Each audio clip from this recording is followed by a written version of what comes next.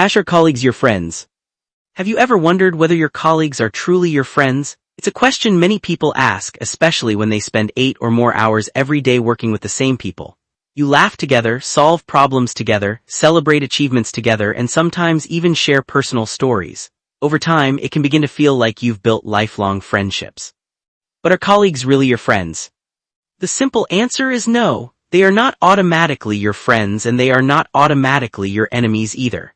The role they play in your life depends on the situation, the context, what is convenient at the time, and most importantly, their personal values and principles. Many people make the mistake of believing that because someone is kind to them at work, that kindness will always remain the same regardless of circumstances.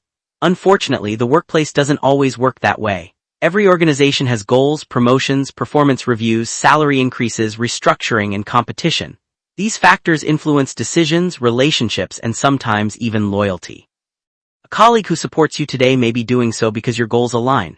You may be working on the same project, helping each other meet deadlines, or benefiting from each other's success. However, when circumstances change, priorities can change as well. If both of you are competing for the same promotion or leadership position, that relationship may suddenly become very different.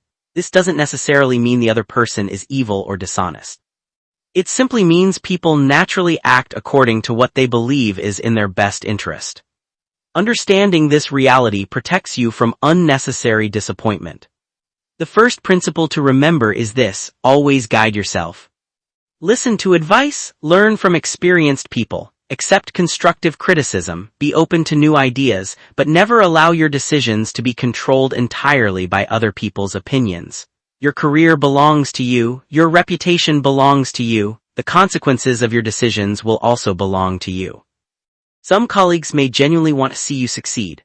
Others may give advice based on what benefits them rather than what benefits you. Since you cannot always tell the difference immediately, develop the habit of thinking independently. Gather information, evaluate your options carefully, and make decisions that align with your values and long-term goals. Confidence doesn't come from following the crowd. It comes from knowing why you made your decision. The second principle is never reveal too much. Being friendly does not require sharing every detail about your personal life. You don't have to discuss your finances, family challenges, relationship issues, future career plans, or every opinion you have about your manager or coworkers. Once information leaves your mouth, you lose control over where it goes.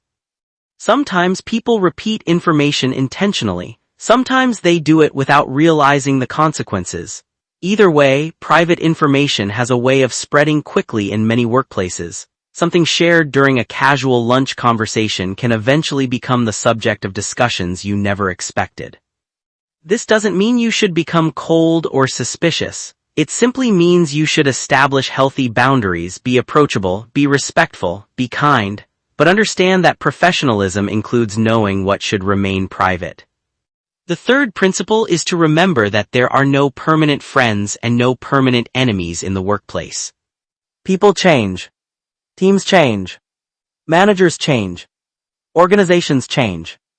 Today's competitor may become tomorrow's business partner. Someone who disagreed with you yesterday may become your strongest supporter next year. Likewise, someone who always stood beside you may eventually take a position that conflicts with your interests. This is why it is unwise to hold lasting grudges or place blind trust in anyone simply because things are going well today. Instead, treat everyone with respect, fairness, and professionalism. Build positive relationships without becoming emotionally dependent on them.